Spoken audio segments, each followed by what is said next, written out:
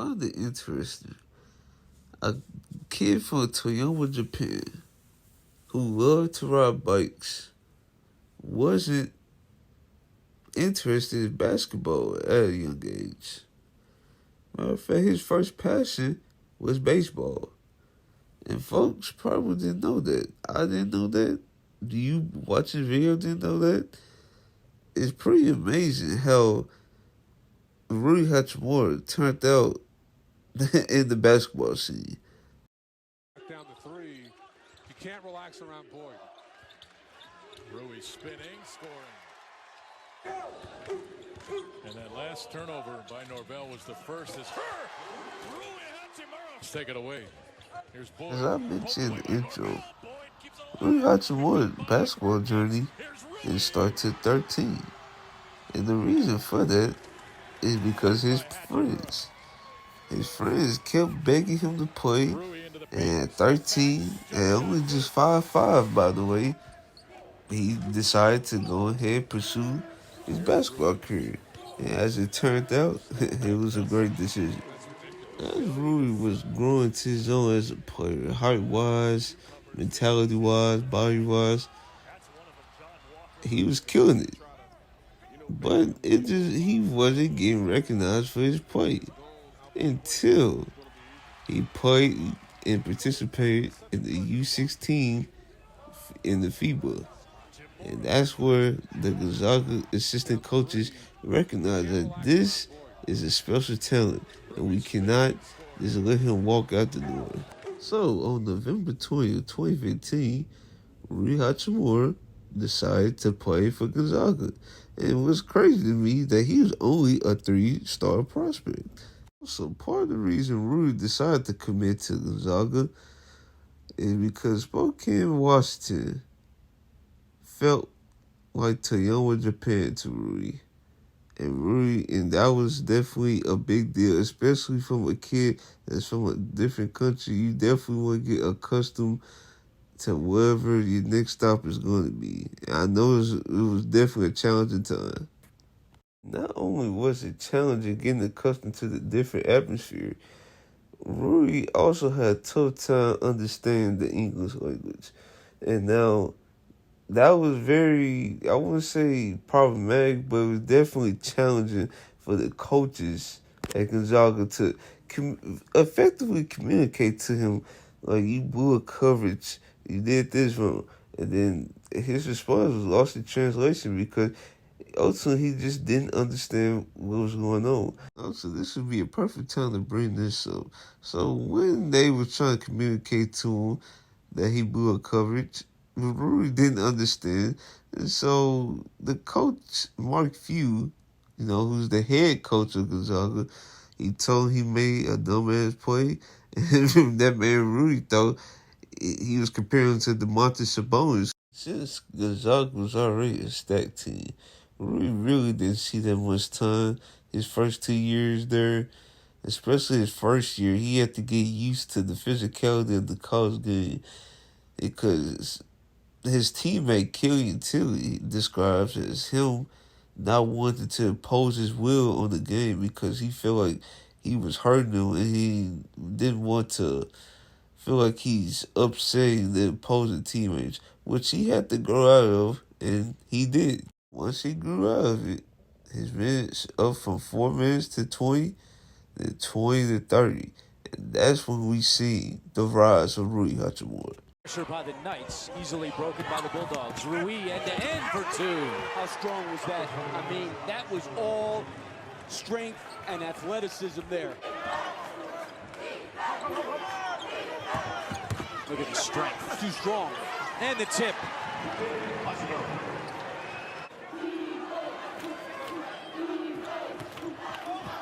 Edge. Oh! Hachimura with the block. I mean, he stays with edge.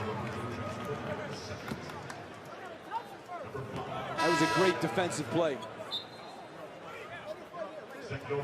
Knights have gotten a point from their bench. Hachimura from the free throw line is good. Big Ant. As one of the elder statesmen on the team, during his junior year, averaged 20 points, on 64 73 splits, with 5 boards, 1 assist. He led them to the #1 seed in their conference, and ultimately they went all the way to the Elite 8. Now they got bested by the Texas Tech Raiders, but the journey don't stop here, because now it is time for the NBA draft.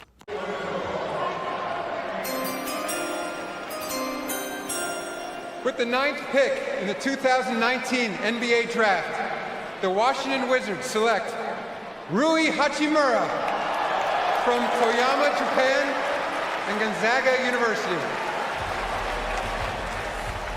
He's the second player from Japan to be drafted, and this is a huge deal culturally. There are 46 media members representing 23 outlets from Japan. And it's more than any other country aside from the United States. His name means baseball base. His grandfather was a huge baseball fan. He came to Gonzaga, barely speaking English, acclimated himself quickly, but Mark Few told me this week he's such a polite guy that he was flabbergasted early on by the fact that sometimes his teammates would lie about fouls and the score in pickup games. Can you imagine that? Oh, wow. Can you imagine guys doing that? That's unbelievable. It really is. Boy, what a season he had. Averaged nearly 20 points per game. He's a very talented guy. He can do a lot of different things. He already has an endorsement deal that has been signed because of the excitement over his starting of his NBA career here in the United States. Those in Japan very excited about it. He won the Julius Erving. Representing Japan as the first ever first-round draft pick in the NBA. I mean, what does it mean to hold that honor? I mean, it's crazy. It's unreal. It means a lot for me, my family, and home my country. You know, I'm so thankful. Yeah. What's the message you want to say to all of your fans, friends, and family in Japan, and say it in Japanese? I mean, first of all, I want to thank my junior high school coach. You know, he started saying, you know, he told me, he literally pointed me. And the first time I went to the practice, he said, I'm going to NBA. And I believe in him, and I trust him. And, you know, my high school coach, trainer, the college coach, my teammates, everybody. I want to thank everybody. I want you to look in the camera and tell Japan whatever you want to tell them. 皆さんやりました。日本人初 NBA です。 What'd you say? I said, I'm the first guy in the NBA got drafted. Well, congratulations, Rui. Enjoy it. Appreciate you. Thank you.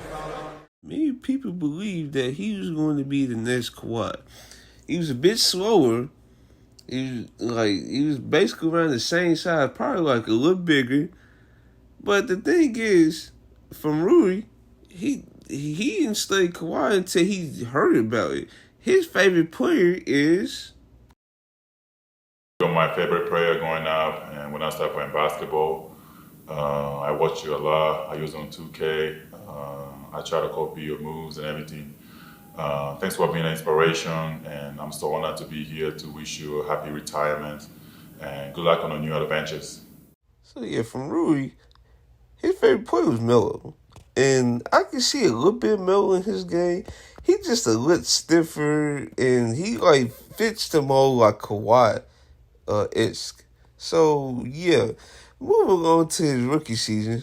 So after becoming the second Japanese-born player to play in the NBA and the first that was drafted in the lottery, Rui had averages of 13 points per game, 6 rebounds, 2 assists a game, and 48 games played.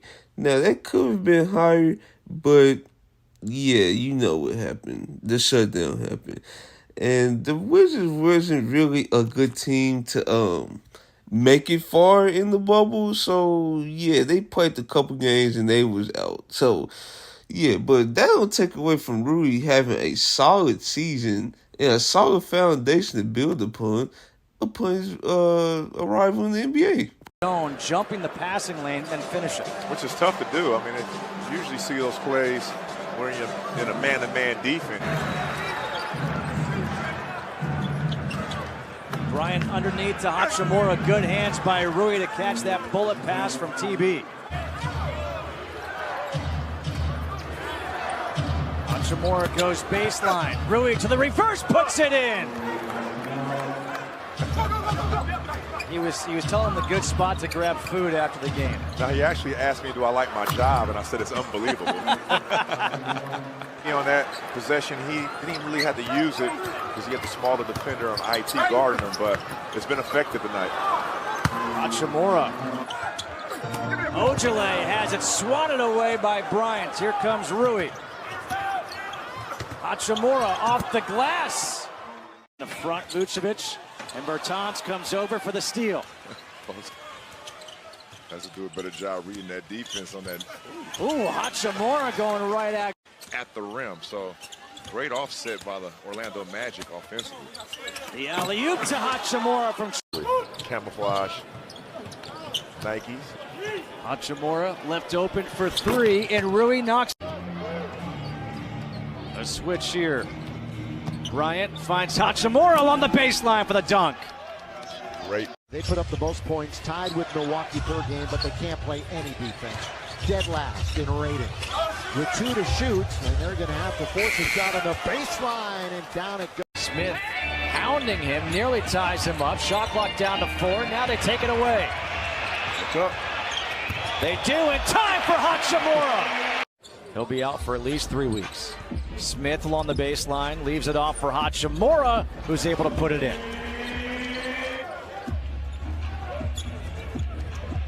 Hachimura along the baseline to the reverse. You see the elevation right there? He almost hit his head on the rim against Nitto.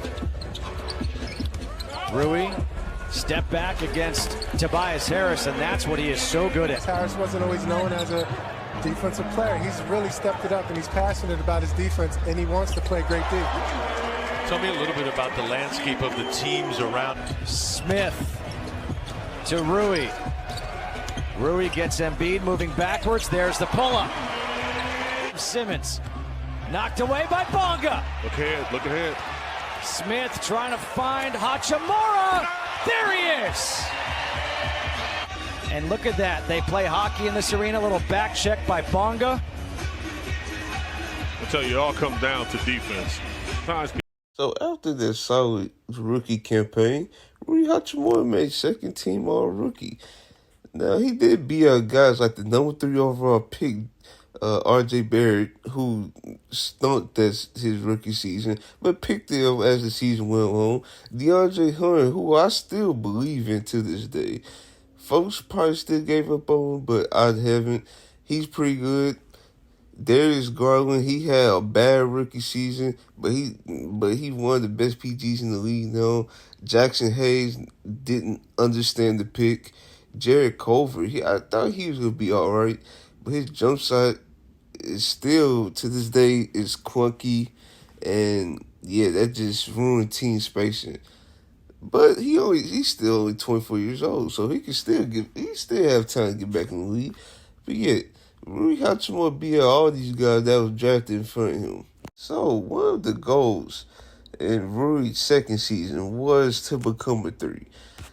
In his rookie season, he was a 4 because of roster construction, and he played that. But he had a solid season there. But they felt like to unlock him more, he should be a 3, and that's why his teammate Bradley Beal said, honestly, I think he's going to end up a 3. When his career's over with, he's going to end up playing a 3, and that's because he showed flashes of playing out the post, being a shot creator, not just a lob threat. Like, he showed flashes in his rookie season, and that's why folks wanted to unlock more of his game. This was during the bubble when Rui was showing off his game.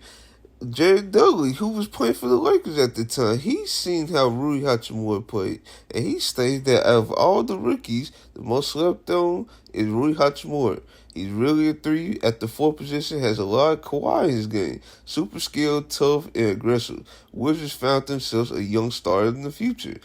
So it was multiple people, and Jared, let me shout at him. Jared Dudley is one of the best talent evaluators. Even though he was a player still at the time, he's definitely going to make a great head coach. I know he's the assistant coach with Mel, and he predicted Ben Simmons average in the half court, and lo and behold, here we are today. Ben Simmons struggling in the half court still, but that's neither here nor there. Rui Hachimura was home. Jared Dudley is one of the best talent evaluators, and Rui Hachimura definitely has a lot of stock going to next season. For the second time in a row, the Wizards had the 9th overall pick, and they selected Danny Avdija. Now, this was going to help Rui play the 3 more because Danny Avdija was a big body. He could play both the small forward and power forward positions. He was mostly known for playmaking for. Really, he was a good defender that had upside to be a great defender.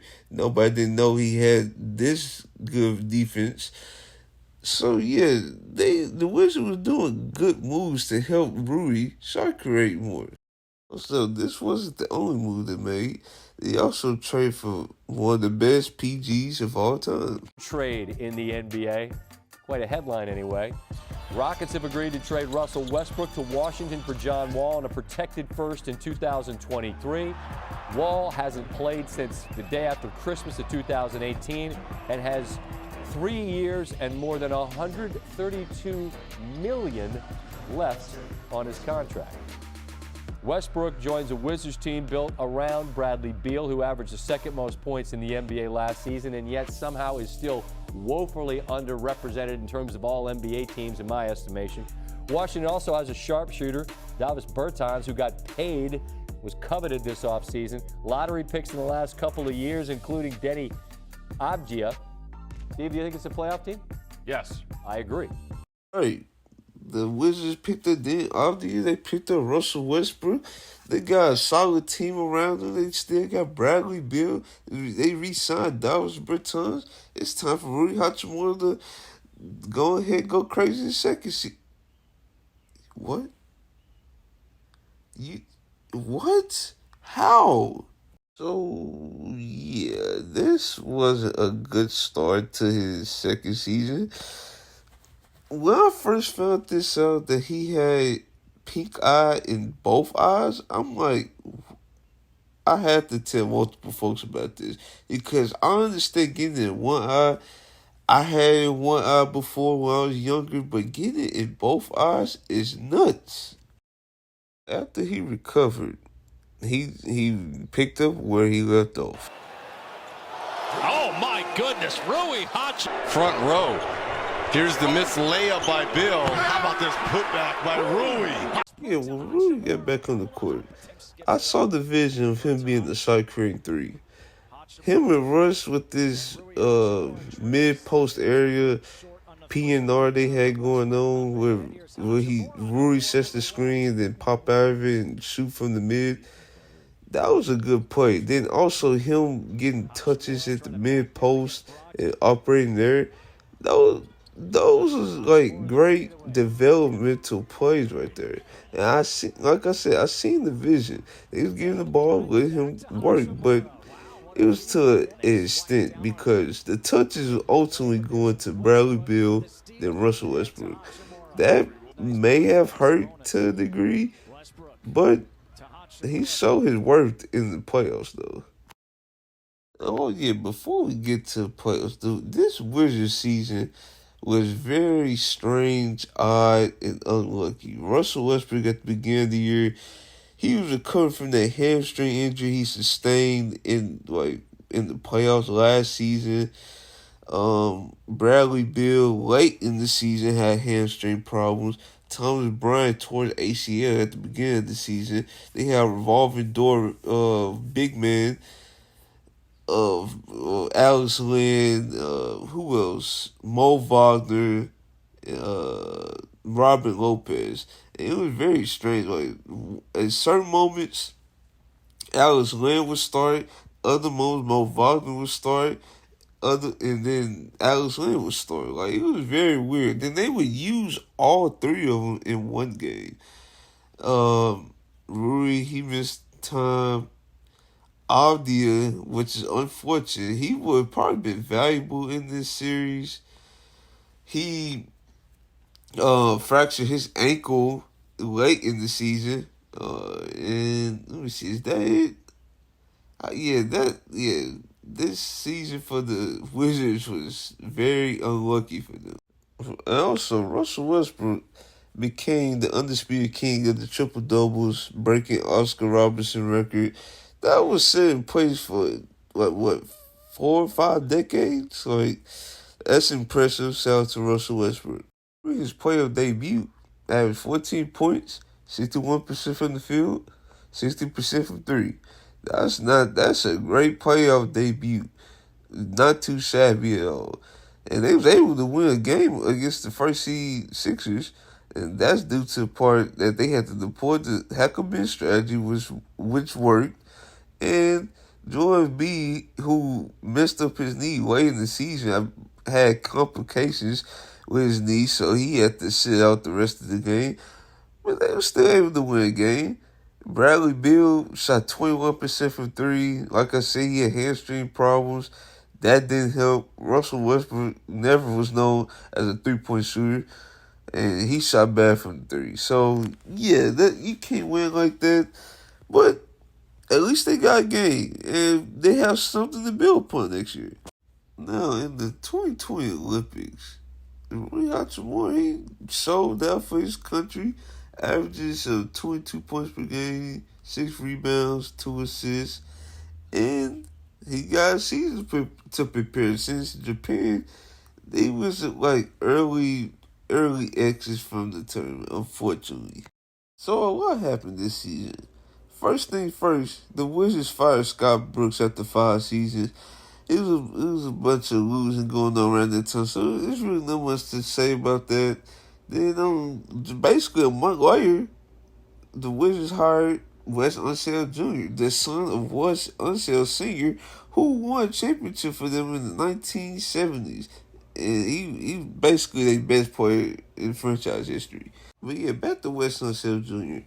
He basically came in the league and made his own path as a defensive coach. And the Denver Nuggets under his tenure was basically league average. And the Wizards was looking for like a young coach who could connect to the players better. So they brought in Wes Unseld Jr. to do the job. New coach, Bradley Beal, Russell Westbrook, Rui Hachimura, Denny Avdia. Oh, let's run it back. Nah, no way. This is crazy. A blockbuster deal. The Wizards trade Russell Westbrook and a second-round pick for Kentavious Caldwell-Pope, Montrezl Harrell, and Kyle Kuzma, which name will be relevant in the end of this video, before the end of this video for sure. But yeah, all these players were very good players for the 2021 Lakers team, who was the number 1 defensive team, but they feel like they need a perimeter playmaker to take the light off LeBron, so they ended up trading for Russell Westbrook. And the Wizards, they wound up not trading for. Well, yeah, it was a sign trade for Spencer Dinwiddie, who needed to fill the void Russell Westbrook left. And I find this kind of bizarre because at the end of this statement right here, he believes Washington can be a playoff team. Everybody should expect their team to go to the playoffs. But this ended part right here, he can help recruit players.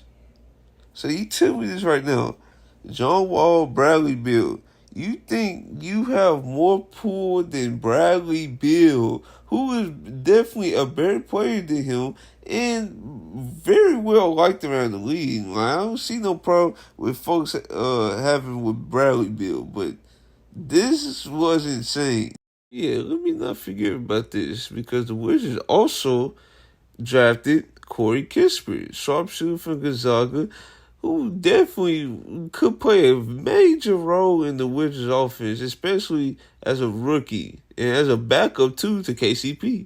But unfortunately, bad news struck as Rui Hachimura decides to miss training camp due to personal reasons. Now, this is very understandable because the 2020-2021 season was a grueling season. Multiple players had to miss games because of healthy safety protocols. You have to get tested almost every game. And then playing in the Olympics, that definitely played the toll. So this is definitely understandable for Rui to get away from basketball a little bit, recharge the battery, and come back when you're ready. Because I know it had to be a hard time in his life. It was definitely a hard time in multiple people lives. Folks is like, yeah, that virus was something serious. I'm glad it's over now. Rui was recovering, trying to shake back. This Wizards season was something you can forget about because it was a lot of just chemistry problem left and right. Spencer Dinwiddie trying to be the leader of the team. Folks was not listening to him. KCP and Montrezl Harrell allegedly got into a fight. And folks is trying to play for contracts as Spencer Dinwiddie tried to put out there this year. Yeah, it was just a whole lot of bad tension in the locker room, unnecessary at that. So yeah, just to skip on a little bit, Rui Hachimura ended up playing on January 10th after missing 39 games for personal reasons, and he got a late start to the playbook, and that just didn't help his role in the offense to play consistently. His season averages was 11 points on 49, 44, 70 splits. Really nothing to write home about. And he looks to improve and try to get a better understanding of the playbook next season because this season was basically a wash since, he had to take time off for personal reasons. Heading into next season, multiple folks on the Wizards as the coaching staff for players believe this was the year Rui was going to take the leap. And that his offensive game feels more comfortable. He added the 3-point shot. The coach Wes Unseld Jr. feel like his time with Japan definitely helped him become more comfortable as the guy. And you would be surprised at how this season turned out. And I should have did a better job with my sarcasm because I definitely didn't show my voice, but yeah, it was just the same season as last season because if you look at his minutes play, right, his minutes was the same. It kept being inconsistent. One more he played 32 minutes, the other he played 17. Then 22, 26, 25, 28. Then we go to 15 minutes. Then we go to 17 minutes. It was just, look at this. And then he was inactive. He definitely missed some time. Then he came back. He played okay. His minutes looking very consistent. Then here's his 18-minute game. Then 27, 20, 24. His minutes would just fluctuate up and down the whole season like it did last season. You remember when I said Kyle Kuzma would be relevant later on in this video? Well, here he is right now. The reason why Rui Hachimura minutes was fluctuating like that is because Kyle Kuzma was having crazy performances. In the addition of Kristaps Porzingis last year doing a trade deadline after they traded Spencer Dinwiddie Bertans for Kristaps. Yeah, it was just no spot in the rotation for Rui consistently because there were games like you just saw, he would play 15 minutes because it was a long gym at the position. Dan Avdi, he was there. Kristaps Porzingis played at 4 when Daniel Gafford's out there. Kyle Kuzma, it was just such a long gym that Rui felt out of place. Rui made his feelings known that he wants to change the scenery. I know what I can do, and I can help the team to win. It's either here or other teams. I can help teams win the games. I know that. So in many ways, So yeah, I just gotta keep focused on the moment right now, and I know all the stuff going on right now outside, but yeah, I just gotta play the games and just be myself. Rui, is a trade something you want? I don't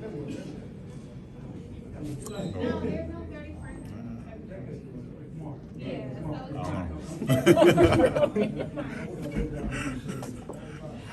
Maybe the rumors you're hearing now with your name in trade talks.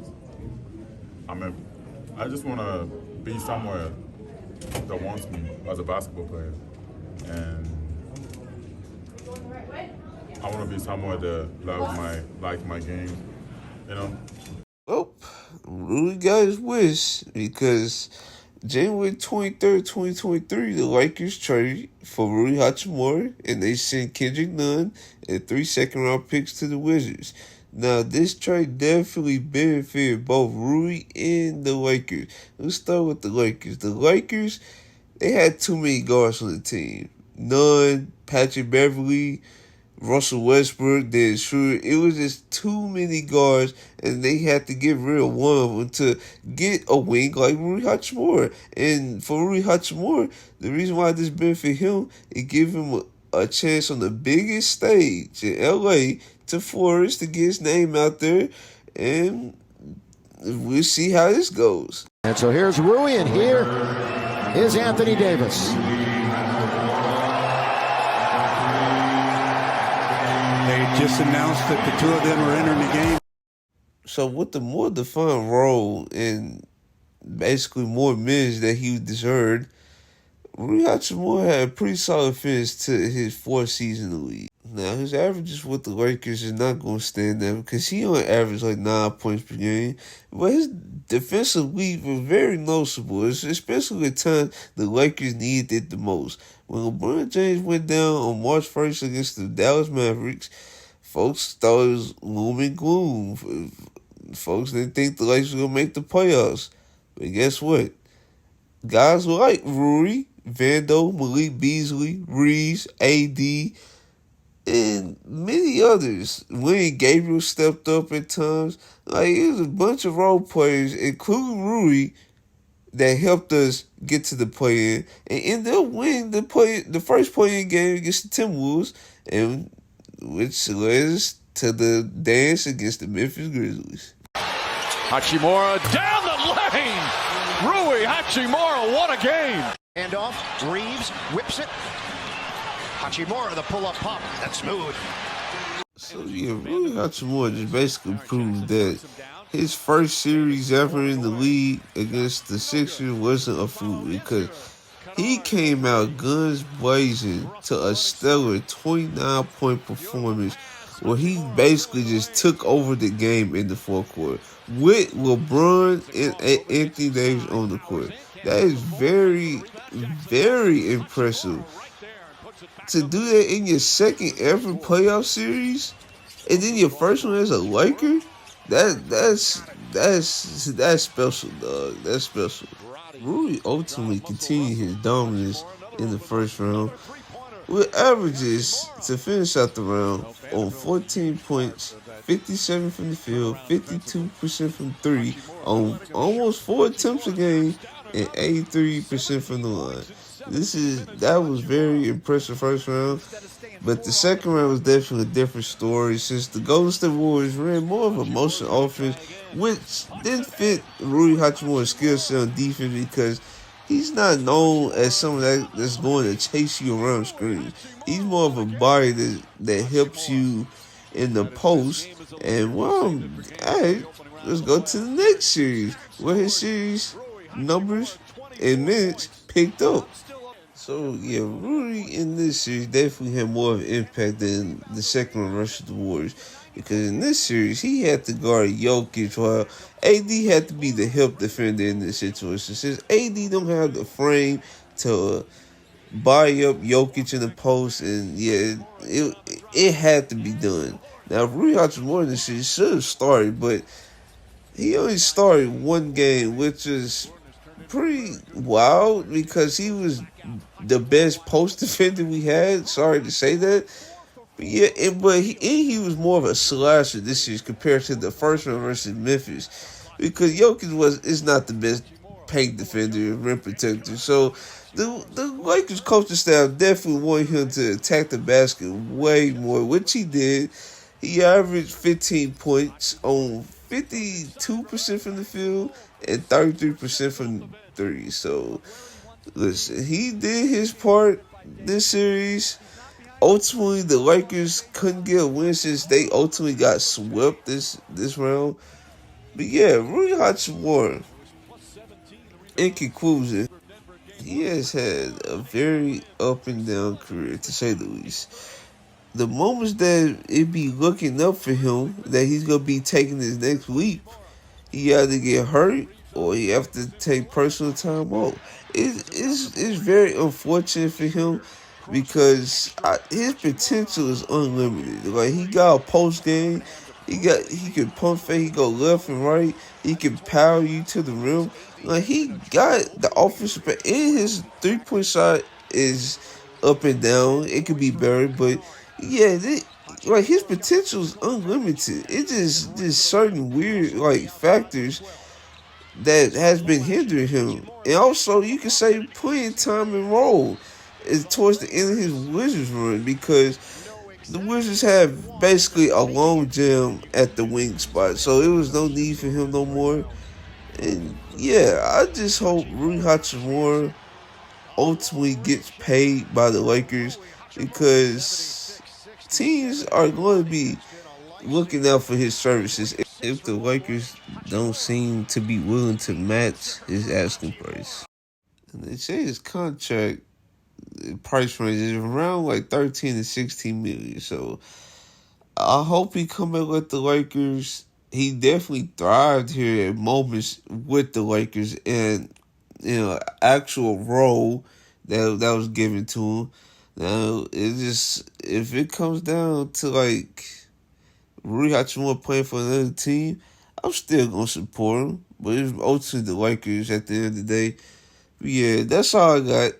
I hope you guys enjoyed this video because this video was supposed to be out a while ago. I recorded this like a week or two ago. My Wi-Fi went down. And I was dealing with allergies and stuff. Still dealing with since, it's... And what's crazy, it's the summertime though, so that's crazy. So yeah, that's all I got, man. Like, comment, subscribe. And also, I'm trying to improve my quality of videos too. So yeah, I'm trying to get a mic and stuff. So yeah, bear with me as I go through the process. So yeah, if you guys do, like, comment, subscribe. And this is your boy Trail, and I'm out.